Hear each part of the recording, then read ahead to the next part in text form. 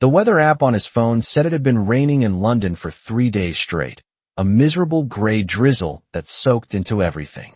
So when his wife walked through the door of their Boston brownstone, shivering and complaining about the British gloom, Lucas believed her. Until he opened her laundry bag. There, nestled in the intricate lace of her unwashed lingerie, wasn't the damp smell of a European city, but the undeniable, gritty sparkle of fine white sand and the faint, sweet scent of coconut sunscreen. If you've ever felt the ground crumble beneath you because of a single, silent detail, stay with me, because this storm is just beginning. The winter in Boston was not just cold, it was aggressive. The wind howled down the narrow streets of Beacon Hill, rattling the sash windows of the brownstone Lucas had spent 3 years restoring. Inside, the house smelled of beeswax and old mahogany, the scent of his trade, and the scent of waiting. It was 10:30 p.m. when the headlights of the Uber cut through the swirling snow outside. Lucas stood by the kitchen island, a glass of red wine in his hand. He watched Sophia struggle up the icy steps, her knuckles white as she gripped the handle of her silver Rimawa suitcase. He didn't rush to the door immediately. He took a sip of wine, bracing himself. She had been gone for 4 days. 4 days of silence interrupted only by sporadic texts complaining about the London rain and the incompetence of her PR team. He unlocked the door just as she reached for the bell. Jesus, it's freezing, Sophia gasped, stumbling inside. She brought a gust of Arctic air with her. She looked immaculate, as always, camel hair coat, leather gloves, her dark hair blown out in a perfect, sleek curtain. But her eyes were darting, restless. "Welcome back," Lucas said, taking her coat. "How was the flight?" "Long delays at Heathrow." "I feel gross," she said, peeling off her gloves. She kissed him quickly, a dry, glancing peck on the lips that felt more like a receipt transaction than a greeting. "I need a bath. Immediately. Don't wait up." "I missed you," Lucas said to her back as she ascended the stairs. "Missed you too," she called out, already halfway to the second floor. She didn't turn around. Lucas listened to her footsteps fade, then the sound of the bathwater running. He looked at the silver suitcase standing in the hallway like a monolith. It was wet with melted snow. He sighed, set down his wine, and did what he always did. He took care of things. He wiped the wheels of the suitcase with a rag so they wouldn't stain the oak floors he had hand-sanded. Then, he unzipped it to get her laundry started. Sophia hated waking up to a pile of dirty clothes. The suitcase opened with a smooth hiss. Inside, it was a chaotic jumble of silk blouses and stiff blazers. Lucas began sorting. Dry clean, gentle wash, hand wash. He reached for the mesh bag tucked in the side pocket, the one she used for her lingerie. He unzipped it and pulled out a tangle of lace, pale pink and cream. He went to toss it into the hamper, but his hand paused. The texture was wrong. Lucas frowned. He was a man who worked with grain and grit. His fingertips were sensitive to the slightest imperfection in a surface. He rubbed the fabric of the panties between his thumb and forefinger. It was gritty. He walked over to the hallway sconce, holding the garment up to the light. He turned the fabric inside out. Fine, white sand rained down onto the dark hardwood floor. It wasn't the coarse, brown slush of a Boston winter, nor the grime of a London street. It was powder-soft, crystalline sand, the kind that belonged to a postcard, to a paradise miles away from the gray gloom she had described in her texts. Lucas stared at the small pile of white dust on the floor. His heart skipped a beat, then kicked into a heavy, thudding rhythm. He brought the lingerie closer to his face. He inhaled deeply, expecting the stale odor of airplane recycled air or the damp musk of English rain.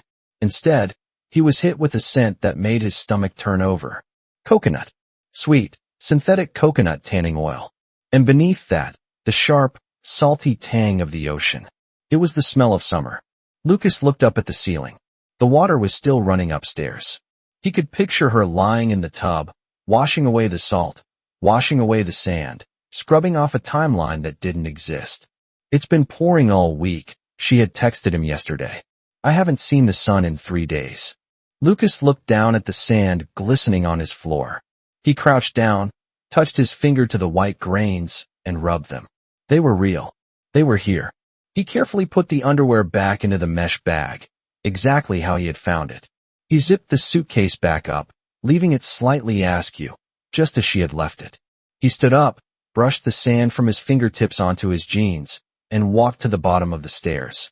The house was warm, but Lucas felt a sudden, violent chill that had nothing to do with the snow outside. He wasn't just a husband anymore. He was an observer, and he had just found the first crack in the veneer. The morning light in Boston was unforgiving. It filtered through the frosted window panes of the master bedroom, casting a cold, blue-white pallor over the room. Lucas had been awake since 4. He lay still on his side of the mattress, listening to the rhythmic, deep breathing of his wife. The image of the white sand on the dark wood floor had looped in his mind all night. A grainy film reel he couldn't turn off. At 7 a.m., the alarm on Sophia's phone chirped. She groaned, shifting under the heavy down comforter. She stretched, her arm reaching out from the warmth, and for a second, Lucas saw the golden tone of her skin against the white sheets. It didn't look like the skin of someone who had spent 4 days inside gray conference rooms and rain-slicked taxis. It looked toasted. Coffee, she mumbled, her voice thick with sleep. I need gallons of it. I'll make it, Lucas said. His voice was steady, surprising even him. He went downstairs to the kitchen. The routine was the same as it had been for 5 years. Grind the beans. Boil the water. Pour over. But today, every sound seemed amplified. The crunch of the grinder, the hiss of the kettle.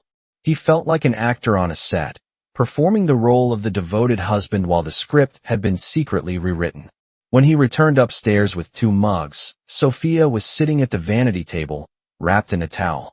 The room was steamy from her shower.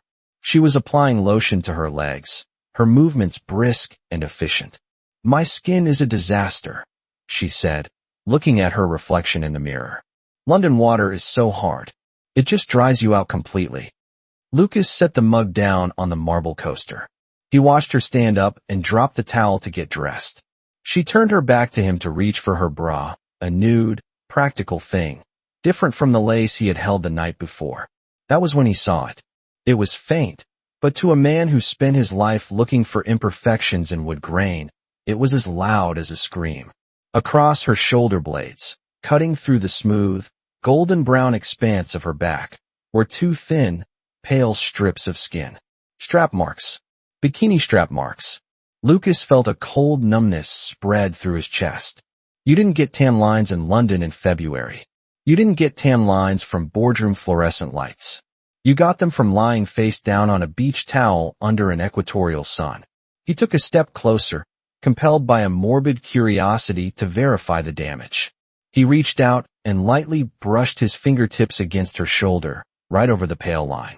You're burnt, he said quietly. Sophia flinched. She pulled away sharply, grabbing her silk blouse and covering herself in one fluid, defensive motion. What? No, I'm not, she said, her voice rising in pitch. She buttoned the blouse quickly, her fingers fumbling slightly with the top button. It's a heat rash. From the hotel sheets. They use this awful industrial detergent. I was itching the whole trip. She turned to face him, her eyes wide and challenging. It was a dare. She was daring him to call her a liar. A heat rash in the shape of a bikini strap?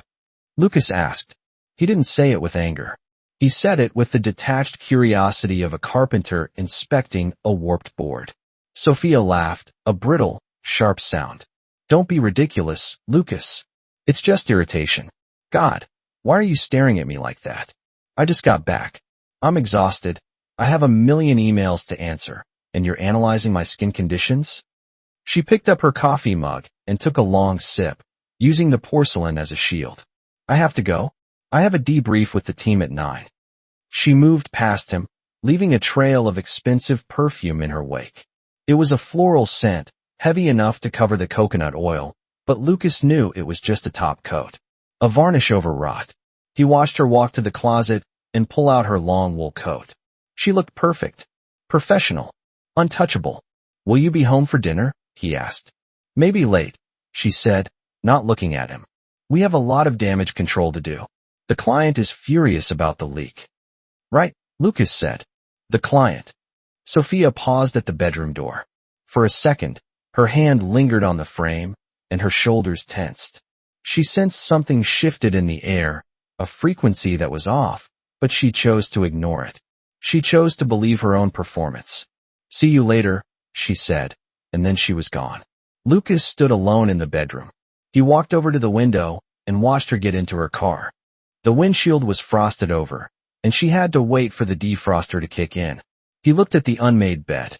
He thought about the tan line. It was fresh. The contrast was sharp. That meant she had been in the sun yesterday or the day before. While he was salting the sidewalk in freezing Boston, she had been naked under the sun, creating memories he was never meant to see. It's not a rash, he whispered to the empty room. He went to the closet and pulled out his work clothes. He needed to go to his shop. He needed to sand something down, to strip away layers of paint and varnish until he found the raw, honest wood underneath. But first, he needed to know exactly where that sun had come from. He walked over to the nightstand where she had left her iPad charging. She usually synced her photos to the cloud. Lucas unplugged the device. The screen lit up. He knew the passcode. It was their anniversary.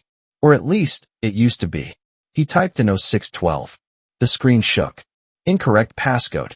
He tried it again. Incorrect passcode. Lucas stared at the device. She had changed it. Recently. He set the iPad down gently. The tan line was the physical evidence. The changed passcode was the digital lock. The door was closing in his face, but Sophia forgot one thing.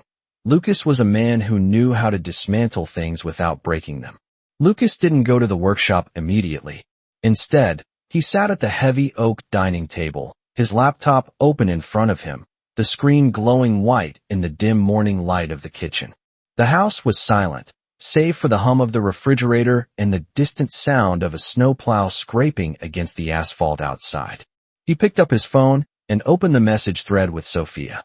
He scrolled back 3 days. Tuesday, 2:14 p.m. This weather is miserable. I'm soaked just walking from the cab to the lobby. Miss you. Attached was a photo. A moody, rain-streaked shot of a London street, black cabs blurring against the gray pavement, the iconic red of a telephone booth muted by the drizzle. At the time, Lucas had looked at it, felt a pang of sympathy, and replied, "Stay warm. Love you." Now, he looked at it differently. He looked at it the way he looked at a piece of veneer that didn't quite match the grain of the wood beneath it. He forwarded the photo to his email and downloaded it onto his laptop. Lucas was not a tech genius, but he understood file structures. In his line of work, clients often sent him photos of antique furniture they wanted restored. He had learned to check the creation dates to see if the damage was recent or if the photos were 5 years old. He right-clicked the image file. Properties. Details. The metadata window popped up. Usually, a photo taken with an iPhone would be rich with data, the device model, the aperture, the ISO speed, and most importantly, the GPS coordinates and the timestamp. The fields were blank. Camera maker. Empty date taken. Empty GPS latitude. Empty. The file had been scrubbed. Or, more likely, it was a screenshot. Lucas felt a tightness in his throat. He went back to the text thread. Wednesday, 8:30 p.m. Finally dinner. Room service and a glass of wine. Exhausted. The photo showed a plate of club sandwich and fries, a glass of red wine, and a blurry background of a generic hotel room with a TV playing BBC News. Lucas downloaded this one too. He didn't bother with the metadata this time. He opened a browser tab and dragged the image into the Google Images search bar. The search bar pulsed for a second, processing the visual data. Result found. Lucas stared at the screen. The first link wasn't a personal upload. It wasn't Sophia's Instagram. It was a TripAdvisor review from October 2022 for the Langham Hotel in London. The caption read, "Standard club sandwich. Nothing special, but the view is nice." Sophia hadn't taken the photo. She had found it, cropped it, and sent it to him. Lucas sat back in his chair, the wood digging into his spine. The cruelty of it was breathtaking. It wasn't just that she was with someone else. It was the effort she had put into the deception. She had sat somewhere, likely under that Caribbean sun, likely with a drink in her hand, and taken the time to search for London Rainy Street, and London hotel room service. She had curated a fictional misery to feed him while she lived in paradise. He looked at the timestamp of her text again. Wednesday, 8:30 p.m. If she was in the Caribbean, Street Barts, maybe, based on the sand, the time zone would be 4 hours behind London. When she sent that text, it would have been late afternoon in the islands. The golden hour. Lucas closed his eyes. He imagined her lying on a lounge chair, the white sand sticking to her skin, her phone in one hand, Adrian in the background. He imagined her typing, exhausted, and hitting send, then laughing, putting the phone down, and turning back to her lover. The "miss you" at the end of her texts wasn't affection. It was a distractor. It was the magician waving his left hand so you wouldn't notice what his right hand was doing. Lucas opened his eyes. The rage was gone, replaced by a cold, sharp clarity. He looked at the folder of photos on his desktop. London_trip. He didn't delete them. He created a new folder on his hard drive, buried deep within his tax documents, a place she would never look. He named the folder Project 11. He stood up and poured the rest of his coffee into the sink. The brown liquid swirled down the drain, disappearing into the dark piping. He knew she wasn't in London. He knew she wasn't alone. And now, he had the first piece of hard evidence. But it wasn't enough. He needed a name. He needed to know who was worth this level of production value. He remembered she mentioned a client. Adrian. Lucas grabbed his coat. He wasn't going to the woodshop to build cabinets today. He was going there to think, to plan, and to find out exactly who Adrian was. He picked up his keys, his movements precise and deliberate. The trusting husband had died in that kitchen. The man who walked out the door was something else entirely. The workshop was a converted garage in South Boston, a space that smelled permanently of cedar shavings, varnish, and cold metal. It was Lucas's sanctuary. Here, things made sense. If a joint was loose, you tightened it. If wood was rotted, you cut it out. There was a logic to carpentry that human relationships lacked. Lucas unlocked the heavy rolling door, the metal groaning in protest against the frozen tracks. He didn't turn on the overhead fluorescent lights immediately. He stood in the gray gloom of the unheated space, his breath pluming in front of him like smoke. He walked over to his workbench, pushing aside a half-finished restoration of a Victorian chair. He opened his laptop, the screen's blue light cutting through the dust motes dancing in the air. He needed a name. Sophia guarded her work life fiercely, citing non-disclosure agreements and client privacy. But she had slipped. In her fatigue last night, or perhaps in her arrogance, she had dropped a name, Adrian. I have to debrief with Adrian, she had said. Lucas typed into the search bar, Adrian Tech CEO Boston. The algorithm didn't hesitate.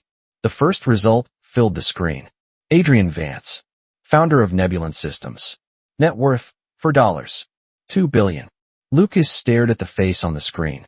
Adrian Vance was 45, with silver fox hair, a jawline that looked like it had been chiseled from granite, and the kind of aggressive, confident smile that suggested he owned the room before he even entered it. He was a titan of industry, a man who moved markets with a tweet. Lucas looked down at his own hands. They were rough, calloused, stained with walnut stain and dotted with small white scars from chisels and saws. He made beautiful things, but he made them one at a time. Adrian Vance built empires. Lucas opened a new tab. He didn't search for business news this time. He searched for the lifestyle. Adrian Vance location current. He clicked on the news tab, then filtered for social media and tabloids. A headline from the Daily Mail, dated 2 days ago, popped up.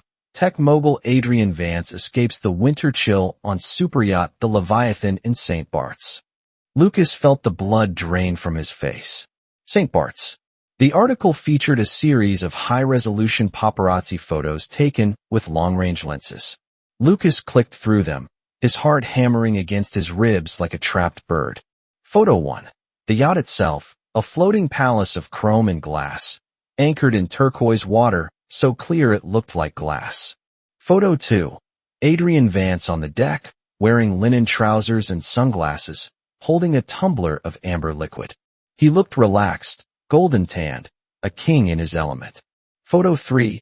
A wide shot of the deck. Lucas leaned in, squinting at the screen. In the background of the third photo, near the stern of the yacht, there was a table set for two. White linen tablecloth. Crystal glasses glinting in the sun. And beyond the railing, the shoreline of the island rose up. Lush green hills and a blindingly white strip of beach. White sand. Lucas zoomed in on the beach in the background. It was the same dazzling, powdery white sand he had felt between his fingers last night. The same sand that was currently sitting in the bottom of his wife's laundry bag in Boston. He checked the date of the photo. February 14th, Valentine's Day. While Lucas had been sitting alone in their brownstone, eating takeout sushi and watching the snow pile up against the window, thinking his wife was suffering through a dreary London drizzle, she had likely been sitting at that table on the yacht. She wasn't just having an affair. She was living a double life in a tax bracket he couldn't even fathom. Lucas sat back, the cold of the workshop seeping into his bones. He realized with a sickening clarity why she had been so critical of their house lately. Why she complained the heating was too loud. Why she said the kitchen was too small. She had tasted the best the world had to offer. Coming back to him, to his sawdust and his handmade furniture, must have felt like waking up in a prison cell. He looked at the photo of Adrian Vance one last time. The man looked powerful. Invincible. But Lucas knew something Adrian Vance didn't. He knew that wood, no matter how polished, could rot from the inside if you didn't treat it right. And he knew that even the most expensive structures could be brought down if you knew exactly where to remove the load-bearing beam. Lucas closed the laptop. He wasn't going to sand the chair today. He reached under his workbench and pulled out a fresh sketchbook. He picked up a pencil. He wasn't drawing furniture. He was drawing a timeline. Monday, London lie. Tuesday, Street Barts, truth. Wednesday, the return. He needed to confirm the connection. He needed to see them together. And he knew exactly how to make Sophia lead him right to it. Lucas stayed in the workshop until his fingers were numb and the sun had long since dipped behind the skyline. He hadn't turned on the heaters. The cold was clarifying. It kept him sharp, kept the rage from boiling over into something messy and useless. He spent the hours sharpening his chisels, the rhythmic shhhhshhh of metal against stone calming his racing mind. When he finally drove back to the brownstone, it was nearly 8 p.m. The house was glowing warm and golden from the street, a perfect tableau of domestic bliss that now looked, to Lucas's eyes, like a stage set. He entered through the kitchen. Sophia was there, standing over the island, typing furiously on her phone. She was wearing a cashmere sweater, soft, expensive, and draped casually over her shoulders. When she heard the door close, she jumped slightly, quickly flipping her phone face down on the marble counter. "You're back late," she said, her voice tight. She forced a smile, but her eyes didn't participate. They remained guarded, scanning him for signs of suspicion. "Had a lot of thinking to do," Lucas said, kicking the snow off his boots. He didn't move to kiss her. He went straight to the sink to wash the workshop grime from his hands. He scrubbed hard, the soap turning gray with dust and metal filings. "Well, I'm glad you're home," Sophia said, moving around the island. She picked up a small, glossy paper bag sitting on the counter. "I realized I was so tired last night I forgot to give you this. A little something from Heathrow." She held it out. It was a box of shortbread cookies, packaged in a tin featuring the Union Jack. Lucas dried his hands on a towel and took the tin. It felt light. "Cheap. Shortbread," he said flatly. "I know it's cliché," she laughed nervously.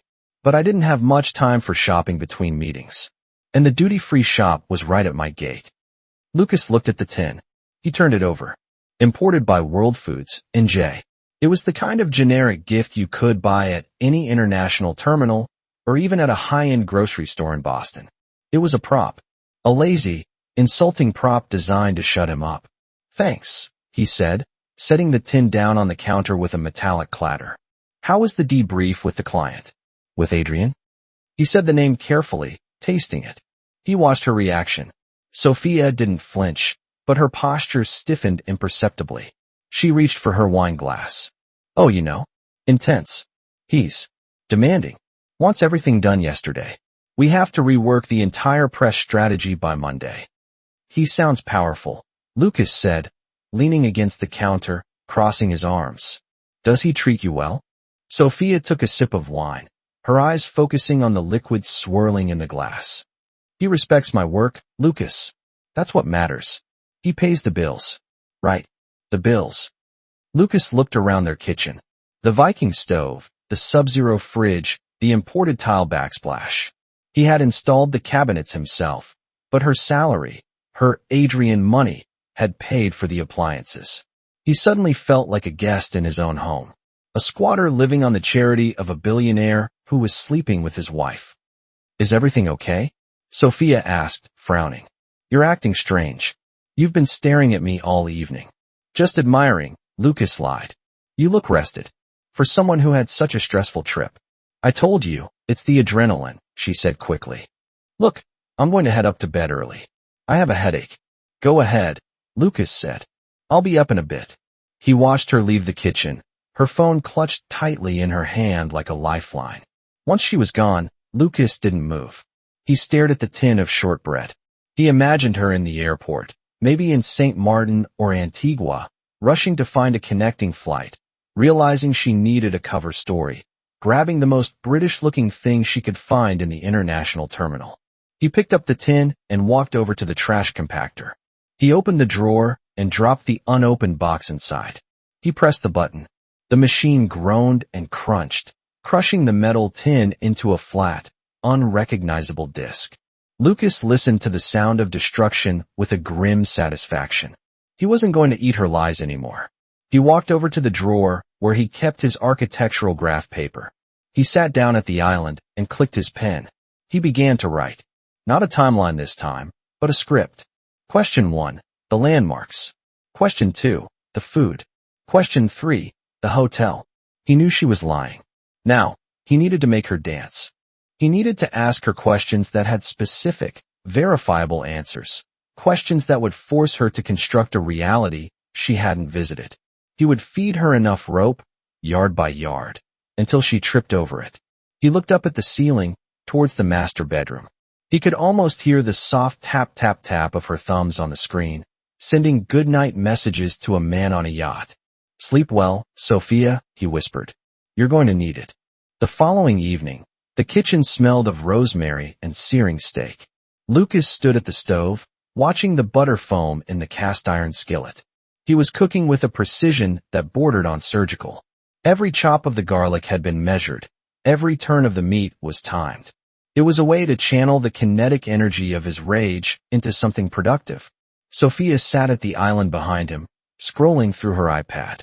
She had been home for 24 hours, and the tension in the house was a physical weight, like humidity before a thunderstorm. She was trying to act normal, but her normal had become a performance. She was too polite, too chatty about things that didn't matter. Smells amazing, she said, not looking up from her screen. I lived on room service club sandwiches for 3 days. Actual food is a blessing. Lucas spooned basting liquid over the steak. I thought you might want something substantial. After all that rang. He plated the food, ribeye, roasted potatoes, asparagus, and set it down in front of her. He poured 2 glasses of Cabernet.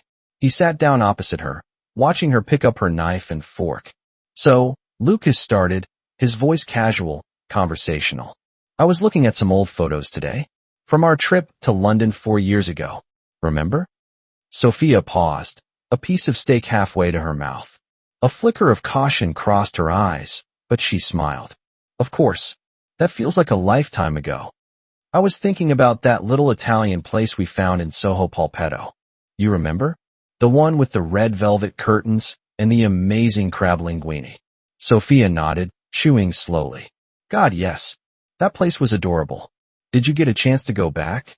Lucas asked. He took a sip of his wine, watching her over the rim of the glass. I know you were busy with Adrian and the crisis management, but you said you had a free lunch on Tuesday. Sophia swallowed. She wiped the corner of her mouth with a linen napkin. This was the moment. She could say no. She could say she grabbed a sandwich at Pret a Manger. She could say she worked through lunch. But Sophia was a PR manager. Her job was to create narratives that people wanted to hear. She thought Lucas wanted a connection. She thought he wanted to share a memory. She decided to give him what she thought he wanted. Actually, I did, she said, her voice bright. I had about an hour between meetings on Tuesday. I was right near Soho, so I popped in. Lucas didn't blink. Really? Yeah.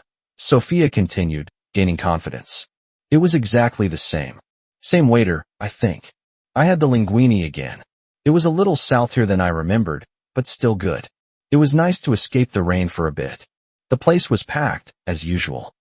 Lucas nodded slowly. He set his wine glass down with a soft clink. That's incredible, he said softly. Why? Sophia asked, sensing a shift in his tone. Because, Lucas said, looking directly into her eyes, Polpetto permanently closed 2 years ago, Sophia. It's a sneaker store now. The silence that followed was absolute. The only sound was the hum of the refrigerator. Sophia frozen. Her fork hovered in the air. Her face didn't crumble immediately. Instead, it went blank as her brain scrambled to process the error. She had walked right into the trap. She had described the taste of the food, the crowd, the atmosphere of a place that had ceased to exist. Oh, she stammered, her cheeks flushing a deep, sudden red. Maybe I'm confusing it. There are so many Italian places in Soho. I must have gone to the one next door. You know how they all look alike. You said it was exactly the same, Lucas said, his voice void of emotion. You described the salt in the linguine. Lucas, I'm tired, she snapped, dropping her fork onto the plate with a clatter. I've had a long week. So I mixed up the name of a restaurant. Why are you interrogating me? Are you trying to catch me in something? She went on the offensive, a classic deflection tactic. Make him the villain. Make him the paranoid, controlling husband.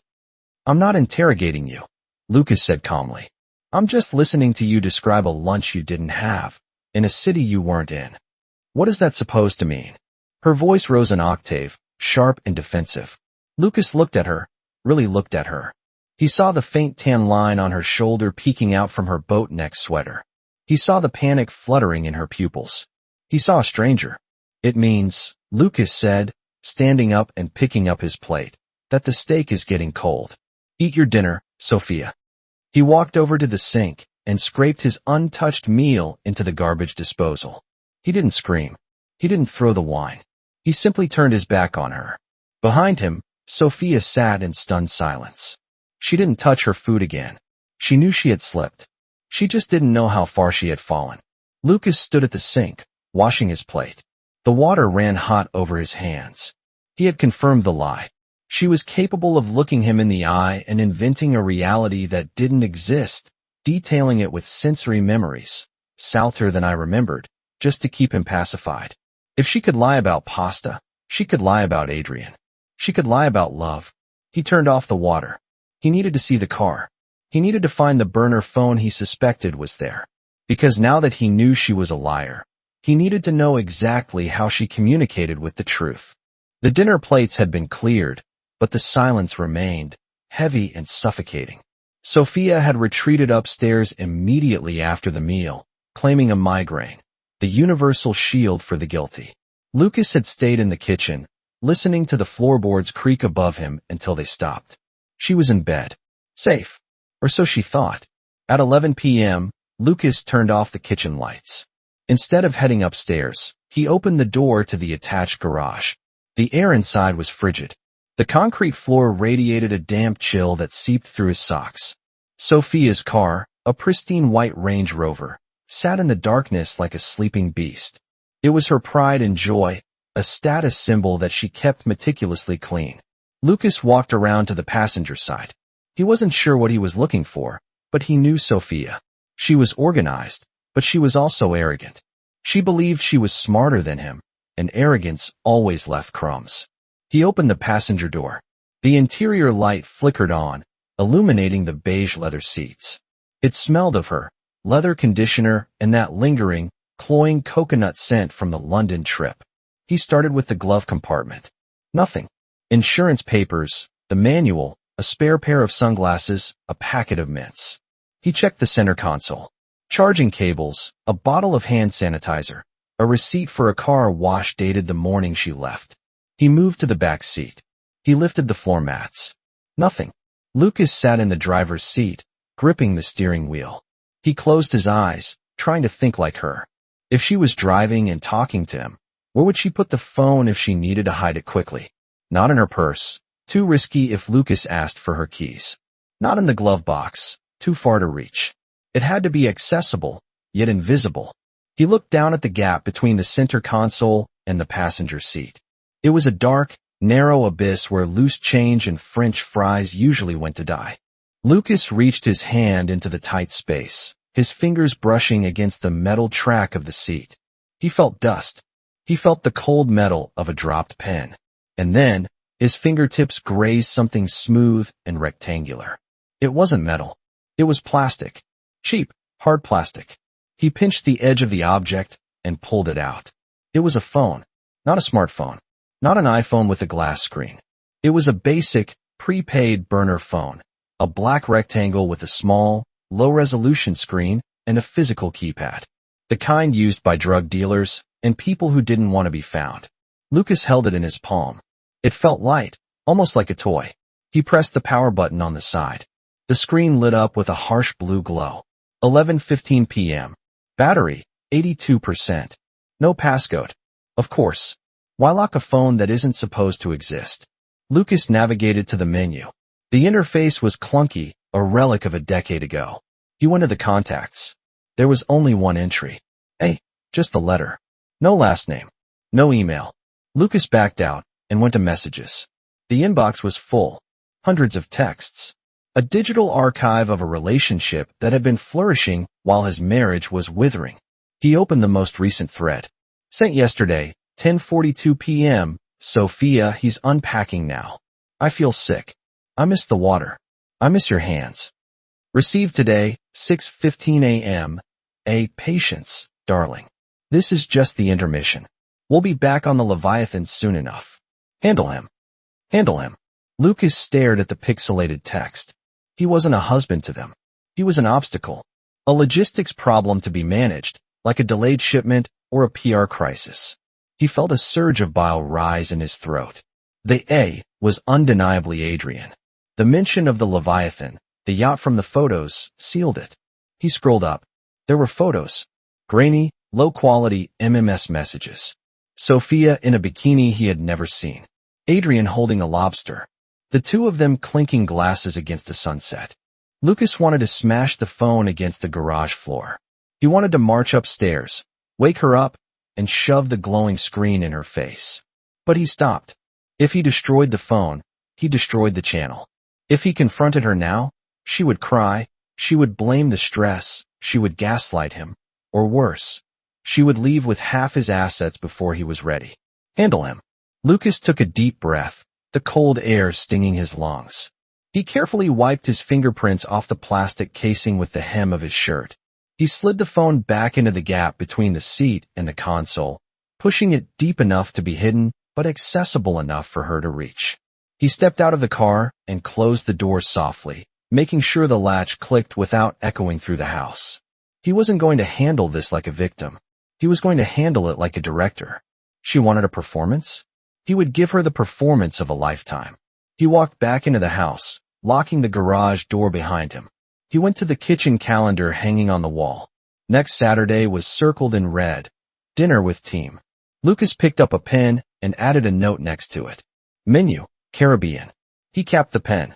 The trap was set. Now, he just had to wait for the guests to arrive. Saturday arrived with a fresh layer of snow, burying Boston in white silence. Inside the brownstone, however, the temperature was rising. Lucas had spent the entire day in the kitchen. He hadn't allowed Sophia to help. You're the hostess, he had told her, his voice smooth and impenetrable. Entertain the team. I'll handle the food. I want it to be a surprise. At 7:30 p.m., the doorbell rang. Sophia stood by the entrance hall, wearing a black dress that hugged her frame, armor for the evening. Lucas watched from the kitchen doorway, wiping his hands on a rag. The guests spilled in, 3 junior executives from Sophia's firm, looking grateful for the warmth, and then him. Adrian Vance walked in last. He was taller than he looked in photos, wearing a bespoke navy overcoat that cost more than Lucas's car. He exuded the easy, casual confidence of a man who owned the ground he walked on. Sophia, Adrian said, leaning in to kiss her on both cheeks. A European greeting. Intimate, yet professionally plausible. Thank you for having us. The roads are a nightmare. I'm glad you made it, Sophia said. Her voice was a little too high, a little too breathless. Lucas stepped forward. I'm Lucas, the husband. He extended his hand. Adrian looked at him, his eyes flicking up and down for a fraction of a second, assessing the flannel shirt, the workman's hands, before gripping it. Adrian's handshake was firm, practiced. Adrian Vance, the billionaire said. Sophia speaks highly of your craftsmanship. And she speaks highly of your leadership, Lucas replied. He didn't let go of the hand immediately. He held it a second longer than was comfortable, forcing Adrian to be the one to pull away. Come in, Lucas said, gesturing to the dining room. Dinner is almost ready. The dining room was dimly lit by candles. The table was set with Lucas's best stoneware. Outside, the wind howled, rattling the panes, but inside, the air was heavy with a scent that didn't belong in New England. As the guests took their seats, the junior executives chatted about the Q4 projections and the PR crisis they had just solved in London. Lucas poured the wine, not the Cabernet Sophia liked, but a sweet, heavy rum punch garnished with nutmeg. I thought we'd do something different tonight, Lucas announced, standing at the head of the table. Since Sophia had such a miserable time in the rain in London, and you all have been working so hard in the cold, I thought I'd bring a little warmth to Boston. He walked to the kitchen and returned with a large platter. He set it down in the center of the table. Steam rose from the dish, carrying the unmistakable, pungent aroma of allspice, Scotch bonnet peppers, and thyme. Jerk chicken, Lucas said, his eyes locking on Sophia, with a coconut and pineapple salsa, and fried plantains on the side. The room went quiet for a beat. It was an aggressive menu for a winter dinner party. Wow, one of the junior execs said, laughing nervously. A bit tropical for February, isn't it? I wanted to capture a specific mood, Lucas said, taking his seat opposite Adrian. A vacation vibe. St. Bart's, perhaps? Or Antigua? Sophia froze. Her hand knocked against her fork, making a sharp metal sound against the china. She stared at the chicken, the char marks on the meat reminding her of the grill on the deck of the Leviathan. Adrian didn't flinch physically, but his smile became fixed, like a mask that had been glued on. He looked at Lucas, his eyes narrowing slightly. The predator had just realized the prey was armed. Interesting choice, Adrian said smoothly. I do love Caribbean food, though it's hard to find good authentic spice in Boston. I did my research, Lucas said. I found a recipe that mimics the local style perfectly. You know, the kind of food you'd eat on a boat. On the water. He served Sophia a piece of the chicken. The smell of the coconut salsa wafted up, the exact same sickly sweet scent he had smelled on her lingerie 4 nights ago. Eat up, darling, Lucas said softly. You look pale. You need the protein. Sophia picked up her knife and fork. Her hands were trembling. She cut a small piece of the chicken and put it in her mouth. She chewed mechanically. To her, it must have tasted like ash. It must have tasted like guilt. So, Adrian, Lucas said, cutting into his own meal. Sophia tells me you travel a lot. Where is your favorite place to escape the winter? Are you a London man, like Sophia? Or do you prefer warmer climates? The table fell silent. The junior executives sensed the current of hostility zipping across the table like a live wire, though they didn't understand the source. Adrian took a slow sip of his rum punch. He set the glass down. I go where the business takes me, Lucas. Sometimes that's London. Sometimes it's elsewhere. Of course, Lucas smiled. Business. It must be hard to keep track of it all. The locations. The time zones. The stories. He raised his glass. To transparency, Lucas proposed. And to getting exactly what we deserve. Sophia looked at him, her eyes pleading, terrified. She knew. She finally knew that he knew. But she couldn't say a word. She was trapped in her own house, forced to eat the evidence of her betrayal while her lover sat 3 feet away, helpless to save her. To transparency, the guests echoed, oblivious to the fact that they were drinking a toast to the end of a marriage. The dinner ended not with the satisfaction of a good meal, but with the strained relief of survivors escaping a cage. The jerk chicken sat mostly uneaten on the plates, the spicy aroma now cold and cloying. Coffee, Lucas suggested, standing up. Or perhaps a digestive in the living room. I have a wonderful aged rum. We should probably get going, one of the junior executives said, glancing nervously at his watch. The air in the room was so thick with unsaid aggression that it was making everyone claustrophobic. Nonsense, Lucas said, ushering them toward the plush seating area. You can't leave yet. We haven't looked at the photos. Sophia froze in the hallway. Lucas, please. No one wants to see photos. They're tired. It'll only take a minute, Lucas said, his voice cheerful but hard as granite. I found some fascinating images while you were away. I think Adrian would appreciate them, given his interest in visual storytelling. He walked over to the large flat-screen TV mounted above the fireplace. He picked up his laptop from the coffee table, where he had staged it earlier, and plugged in the HDMI cable. The screen flickered to life, mirroring his desktop. Adrian sat on the leather armchair, his legs crossed. He swirled his drink, his face impassive, but his eyes were locked on Lucas. He knew the game was up, but he was waiting to see how messy the crash would be.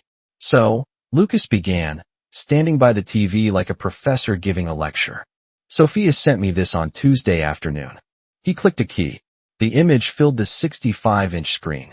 It was the moody, rain-slicked street in London. The red phone booth. The gray sky. Miserable weather, she told me, Lucas quoted. Soaked to the bone. The junior executives nodded politely. London in February, one mumbled. Classic. Exactly, Lucas said. But here is the strange thing.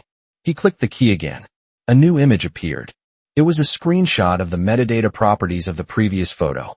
The fields were blank. And next to it, a screenshot of a stock photo website, showing the exact same image available for download for $9. It seems this photo wasn't taken on Tuesday, Lucas said, his voice feigning confusion. In fact, it wasn't taken by Sophia at all. Sophia stood by the archway, her hand covering her mouth. She made a small, strangled sound, but Lucas ignored her. And then, Lucas continued, I was reading the news. Following the success of our esteemed guest. He clicked again. The screen exploded with color. The turquoise water of St. Bart's. The gleaming white hull of the Leviathan. And there, in high definition, was Adrian Vance on the deck. Tuesday, Lucas said, pointing to the timestamp on the screen. The same day it was raining in London. He zoomed in. The image became grainy but unmistakable. In the background of the yacht deck, a woman was sitting at a table. Her face was partially obscured by a large sun hat, but the black and white patterned dress she was wearing was distinct. Lucas turned to the room. Sophia, isn't that the dress I bought you for your birthday last year? The one you packed in your suitcase on Monday? The silence in the room was absolute. It was a vacuum, sucking the oxygen out of the lungs of everyone present. The junior executives looked from the screen to their boss, then to Adrian, their eyes widening in horror as the realization hit them. Lucas, stop, Sophia whispered, tears streaming down her face. It wasn't a plea. It was a surrender. I was just confused about the geography, Lucas said, his voice dropping to a whisper that carried across the room.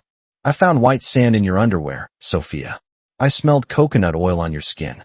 And I see you on this screen, sitting on his boat, while you texted me that you missed me. He looked at Adrian. Nice boat, by the way, Lucas said. It looks very expensive. I hope it was worth it. Adrian stood up slowly. He didn't look at the screen. He didn't look at Sophia. He buttoned his coat with calm, deliberate movements. I think we're done here, Adrian said. His voice was devoid of emotion. He didn't apologize. He didn't deny it. He simply refused to participate in his own humiliation. He walked past Sophia without looking at her, effectively stepping over the body of the woman he had used. The junior executives scrambled to follow him, grabbing their coats, muttering incoherent goodbyes, terrified of being caught in the blast radius. The front door opened and closed. The engine of a car roared to life and faded away. Lucas stood alone in the center of the living room. The TV screen still showed the yacht, a frozen image of a paradise that had just burned their lives to the ground. Sophia sank onto the floor, her beautiful black dress pooling around her, sobbing into her hands. Lucas looked down at her. He didn't feel triumph.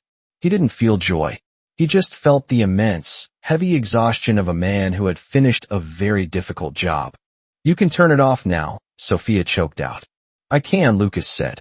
"But I can't turn off what you did." He unplugged the laptop. The screen went black, plunging the room back into the shadows. The silence that followed the slamming of the front door was louder than any scream. The house, usually so solid and insulated against the city noise, felt porous. The wind outside seemed to be whistling through the very walls. Sophia was still on the rug, her legs tucked under her, the expensive black dress ruined by the way she was huddled. She wasn't sobbing anymore. The tears had stopped, replaced by a jagged, uneven breathing that sounded like a machine running on empty. Lucas walked over to the dining table. He picked up his glass of rum punch, looked at the nutmeg dusting the surface, and poured the contents into a potted fern. "Get up," he said. His voice was flat. Sophia looked up. Her mascara was smeared, turning her eyes into dark, hollow pits. She used the edge of the coffee table to pull herself up. She didn't look like the high-powered executive anymore. She looked small. "You ruined me," she whispered. "My team. My client. You humiliated me in front of the people who signed my paychecks." Lucas laughed, a dry, humorless sound. "I showed them a picture, Sophia. You ruined yourself when you got on that boat." He walked over to the fireplace and leaned against the mantel, looking at her across the room. "Why? That's the only question left. We have the who, the where, and the when. I just want the why. Was it the money? Is the brownstone not enough? Is the cabinet maker not enough?" Sophia wiped her face with the back of her hand. She walked over to the window, staring out at the snowy street where Adrian's car had disappeared. When she turned back to Lucas, the fear was gone. In its place was a cold, hard resentment that had been festering for years. "It's not about the money, Lucas. It's about the oxygen." "The oxygen?" "I was suffocating," she said, her voice gaining strength. "Look at this life. It's so quiet. You fix old chairs. You sand wood. You want to stay in and watch movies and cook dinner. It's safe. It's so incredibly safe." "I thought safe was good," Lucas said. "I thought safe was what we promised each other." "Safe is boring," she spat the word out. "Adrian. He moves the world. When I'm with him, I feel like I'm in the center of the storm. We talk about things that matter. Mergers, acquisitions, shaping the future. With you, we talk about varnish. We talk about the weather." Lucas felt the words hit him like physical blows. He had spent years building this sanctuary for her, restoring this house board by board, believing he was creating a haven from her high-stress world. He realized now that she didn't want a haven. She wanted the war zone. "So I'm the waiting room," Lucas said quietly. "I'm the place you sit until your real life calls you." "You're a good man, Lucas," Sophia said, and it sounded like an insult. "But you're small. You're content with small things. I outgrew this house. I outgrew you. I didn't want to hurt you, but I couldn't breathe here anymore." "So you lied," Lucas said. "You invented London. You invented rain. You let me do your laundry and wash the sand out of your clothes while you dreamed of his yacht." "I needed to feel alive," she said, her chin lifting defiantly. "For 3 days, I wasn't just a wife. I wasn't just a logistics manager. I was a queen, and I'm not sorry for how that felt. I'm only sorry you found out." There it was, the rotten core of the beam. Lucas looked at her, this woman he had loved, this woman he had prioritized above everything else. He saw the ambition burning in her eyes, a hunger that no amount of love or stability could ever sate. She was addicted to the climb, and he was an anchor she was dragging up the mountain. "You're right," Lucas said. He pushed off the mantle and walked toward the hallway. "I am a simple man. I fix things that are broken." He paused at the foot of the stairs. "But some things," he said, not looking back, "are too far gone to be restored. You can't sand down rot, Sophia. You have to cut it out." "Where are you going?" she asked, a flicker of panic returning to her voice now that the adrenaline of the fight was fading. "To pack," Lucas said. "You want the storm? You can have it. But you're going to weather it alone." He climbed the stairs, the sound of his boots heavy on the wood. He didn't feel sad anymore. He felt light.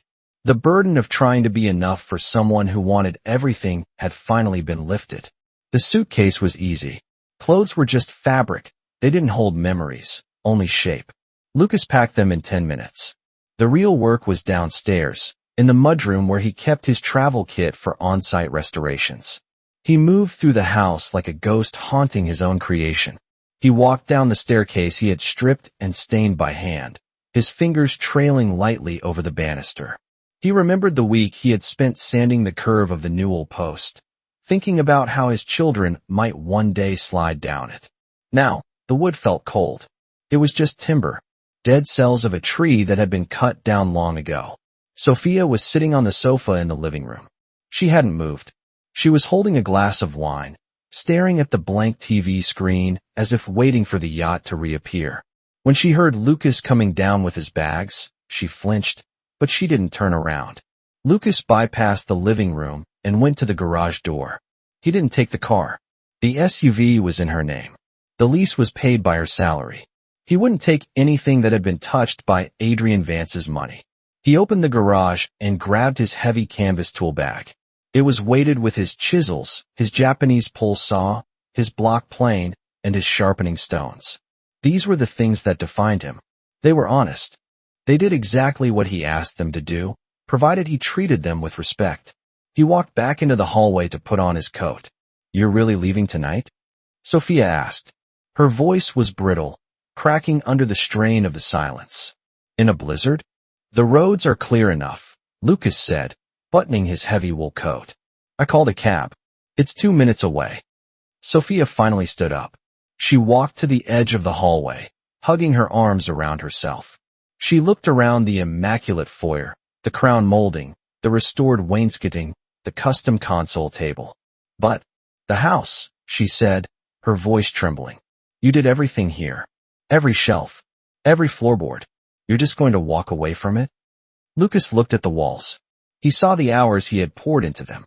He saw the sweat and the dust. But he also saw the lie that held the roof up. "It's just wood, Sophia," Lucas said gently. "It's just a shell. You can hire someone to maintain it. Or you can sell it. It doesn't matter to me anymore." "I don't know how to fix the boiler if it breaks," she said, a childish panic entering her voice. "I don't know how to bleed the radiators." "Call Adrian," Lucas said. He didn't say it with malice. He said it with a final, absolute detachment. "I'm sure he has people for that." A horn honked outside. 2 short blasts that cut through the wind. Lucas picked up his suitcase in one hand and his tool bag in the other. The weight was heavy, but it felt balanced. "Lucas," Sophia said. She took a step forward. She stopped. She realized there was nothing left to say. "I'm sorry was too small. Don't go was too selfish." "Goodbye, Sophia," Lucas said. He opened the heavy oak front door. The wind rushed in, carrying snowflakes that swirled onto the hardwood floor, melting instantly. He stepped out onto the porch and pulled the door shut behind him. The latch clicked, a solid, mechanical sound that echoed finality. He walked down the icy steps to the waiting taxi. The air was freezing, biting at his exposed face, but it felt incredibly clean. It didn't smell of coconut oil or expensive perfume. It smelled of snow and exhaust and salt, the smell of reality. He tossed his bags into the trunk and climbed into the back seat. "Where to?" the driver asked, eyeing him in the rearview mirror. Lucas looked back at the brownstone one last time. The windows were glowing with warm, golden light. It looked like the perfect home. It looked like the American dream. But Lucas knew that inside, it was hollow, inhabited by a woman who had traded intimacy for a view from a yacht. He turned away, facing the road ahead. The windshield wipers beat a steady rhythm against the glass. "Just drive," Lucas said. "Take me to the south end. I have a workshop there." "You going to sleep in a workshop, pal?" the driver asked. "Ideally," Lucas said, leaning his head back against the seat and closing his eyes. "It's the only place I know that's real." The taxi pulled away, leaving fresh tracks in the snow, driving away from the beautiful lie and into the cold, hard, necessary truth.